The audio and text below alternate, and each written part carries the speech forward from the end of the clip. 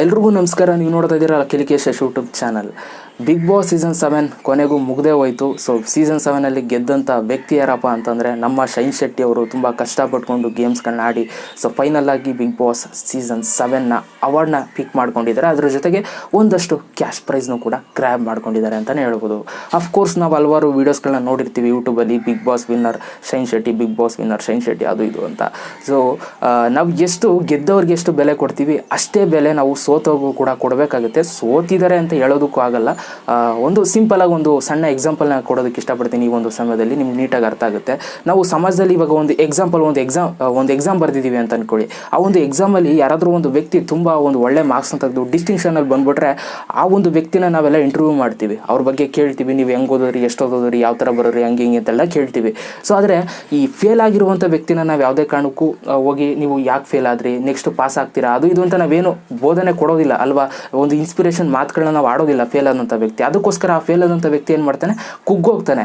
ಮತ್ತೆ ಅವ್ನಿಗೆ ಪಾಸ್ ಆಗಬೇಕು ಅನ್ನೋ ಮನಸ್ಸೇ ಆಗಲ್ಲ. ಅಯ್ಯೋ ಬಿಡು ನಾನು ಫೇಲ್ ಆಗೋದೆ, ಇನ್ನು ಬರೋರು ಮತ್ತೆ ಫೇಲ್ ಆಗ್ತೀನಿ ಅನ್ನೋ ಒಂದು ಭಾವನೆ ಬಂದ್ಬಿಡುತ್ತೆ. ಸೊ ನಾವು ಅಂಥ ಸಮಯದಲ್ಲಿ ಏನು ಮಾಡಬೇಕು ಅಂತಂದರೆ, ಈ ಗೆದ್ದವ್ರಿಗೆ ಎಷ್ಟು ಬೆಲೆ ಕೊಡ್ತೀವಿ, ಈ ಡಿಸ್ಟಿಂಕ್ಷನ್ ತೆಗೆದವ್ರಿಗೆ ಎಷ್ಟು ಬೆಲೆ ಕೊಡ್ತೀವಿ, ಅವ್ರನ್ನ ಎಷ್ಟು ಇಂಟರ್ವ್ಯೂ ಮಾಡ್ತೀವಿ, ಎಷ್ಟು ಮಾತಾಡಿಸ್ತೀವಿ, ಅಷ್ಟೇ ಬೆಲೆ ಈ ಫೇಲ್ ಆದವನಿಗೂ ಕೂಡ ನಾವು ಕೊಡಬೇಕಾಗುತ್ತೆ. ಫೇಲ್ ಆದವನಿಗೆ ನಾವು ಯಾವಾಗ ಕೊಡ್ತೀವಿ, ಖಂಡಿತವಾಗ್ಲೂ ಮುಂದಿನ ದಿನಗಳಲ್ಲಿ ಅವರೇ ಒಂದು ಸಮಾಜದಲ್ಲಿ ಒಂದು ಒಳ್ಳೆ ವ್ಯಕ್ತಿ ಆಗ್ತಾರೆ ಅಲ್ವಾ. ಫೇಲ್ ಆದಂಥ ವ್ಯಕ್ತಿಗೆ ಹೋಗ್ಬಿಟ್ಟು ನೀವು ಈ ಥರ ಫೇಲ್ ಆಗಿದೆಯಾ, ತಲೆ ಕೆಡಿಸ್ಕೊಬೇಡ, ನೆಕ್ಸ್ಟು ಬರೆದು ಪಾಸ್ ಮಾಡು, ತುಂಬ ಚೆನ್ನಾಗಿ ಸ್ಕೋರ್ ಮಾಡು ಅಂತ ಹೇಳಿದ್ರೆ ಖಂಡಿತವಾಗ್ಲೂ ಆ ಒಂದು ವ್ಯಕ್ತಿ ಕುತ್ಕೊಂಡು ಓದ್ಬಿಟ್ಟು ಪಾಸ್ ಮಾಡ್ತಾನೆ.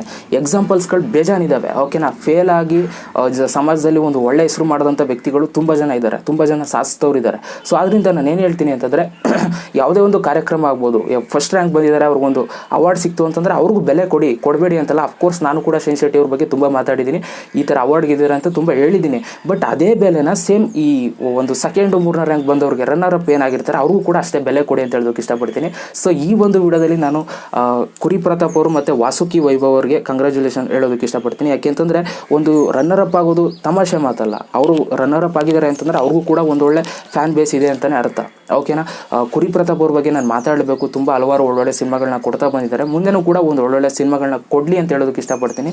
ಸೊ ಇಷ್ಟು ದಿನ ನಮ್ಮನ್ನೆಲ್ಲ ಎಂಟರ್ಟೈನ್ಮೆಂಟ್ ಮಾಡಿದ್ದೀರಾ ಬಿಗ್ ಬಾಸಲ್ಲಿ, ಇನ್ನು ಮುಂದೆನೂ ಕೂಡ ನಿಮಗೆ ಒಳ್ಳೆಯದಾಗಲಿ ಅಂತ ಹೇಳೋದಕ್ಕೆ ಇಷ್ಟಪಡ್ತೀನಿ. ಆಮೇಲೆ ವಾಸುಕಿ ವೈಭವ್ ಅವರು ಕೂಡ ಒಂದು ಒಳ್ಳೆ ಟ್ಯಾಲೆಂಟ್ ಇರುವಂಥ ವ್ಯಕ್ತಿ ಅಂತಲೇ ಹೇಳ್ಬೋದು. ಅಫ್ಕೋರ್ಸ್ ಅವರ ಒಂದು ಸಾಂಗ್ಸ್ಗಳು ತುಂಬ ಹಿಟ್ಟಾಯಿತು ಅಂತಲೇ ಹೇಳ್ಬೋದು ಬಿಗ್ ಬಾಸಲ್ಲಿ. ಸೊ ಕಳೆದೋಗ್ಬಿಟ್ಟಿದ್ದೀವಿ ನಾವುಗಳೆಲ್ಲ ಅಲ್ವಾ.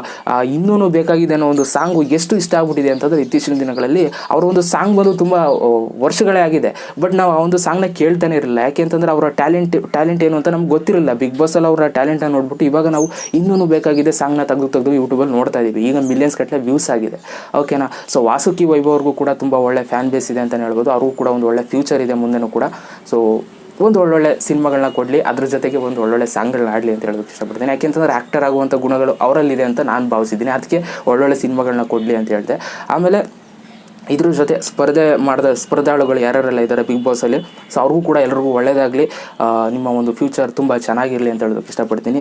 ಸೊ ಇದಿಷ್ಟು ಇವತ್ತಿನ ವಿಡಿಯೋದಲ್ಲಿ. ಯಾಕೆಂತಂದರೆ ನಾನು ಆವಾಗಲೂ ಹೇಳ್ತಾ ಇರ್ತೀನಿ, ನಾವು ಯಾವಾಗಲೂ ಗೆದ್ದವರಿಂದ ಹೋಗ್ಬಾರ್ದು, ಓಕೆನಾ. ಸೋತವ್ರಿಗೆ ಒಂದು ಸ್ವಲ್ಪ ಸಪೋರ್ಟ್ನ ಕೊಡ್ತಾ ಅವ್ರನ್ನ ತಳ್ಳಿದ್ರೆ ಸೊ ಅವರು ಕೂಡ ಒಂದು ಒಳ್ಳೆ ಜೀವನದಲ್ಲಿ ಒಂದು ಒಳ್ಳೆ ಸಕ್ಸಸ್ನ ಪಡಿತಾರೆ ಅಂತಲೇ ಹೇಳ್ಬೋದು. ಸೊ ಆ ಒಂದು ಕಾರಣಕ್ಕೆ ಇವತ್ತಿನ ವಿಡಿಯೋದಲ್ಲಿ ಸೊ 2-3ನೇ ರ್ಯಾಂಕ್ ಅವ್ರಿಗೆ ಒಂದಷ್ಟು ಅವ್ರ ಬಗ್ಗೆ ನಾನು ಮಾತಾಡಬೇಕು ಅಂತ ಅನ್ನಿಸ್ತು. ಯಾಕೆಂದರೆ ನೀವು ನೋಡಿದರೆ ಯೂಟ್ಯೂಬಲ್ಲಿ ತುಂಬ ವಿನ್ನರ್ ಅಂತಲೇ ತುಂಬ ವೀಡಿಯೋಸ್ ಇದೆ. ಸೊ ಇವ್ರಿಗೂ ಕೂಡ ಒಂದಷ್ಟು ಮಾತಾಡೋಣ, ಅವ್ರಿಗೂ ಸ್ವಲ್ಪ ಗೂಸ್ ಬಂಪ್ ಸಿಗಲಿ ಅನ್ನೋ ಒಂದು ಉದ್ದೇಶ ಇಟ್ಕೊಂಡು ಈ ಒಂದು ವಿಡಿಯೋ ಮಾಡಿದ್ದು. ಐ ಥಿಂಕ್ ನಿಮಗೆ ಅನ್ನಿಸ್ತು ಈ ಒಂದು ವಿಡಿಯೋ ಅಂತ ನನಗೆ ಕಮೆಂಟ್ ಬಾಕ್ಸಲ್ಲಿ ಕಮೆಂಟ್ ಮಾಡಿ. ಜೊತೆ ವಿಡಿಯೋ ಸರ್ ದಯವಿಟ್ಟು ಇವಾಗಲೇ ಒಂದು ಲೈಕ್ ಮಾಡಿ, ಜಾಸ್ತಿ ಇಷ್ಟ ಆದರೆ ಈ ಒಂದು ವಿಡಿಯೋನ ಶೇರ್ ಮಾಡಿ.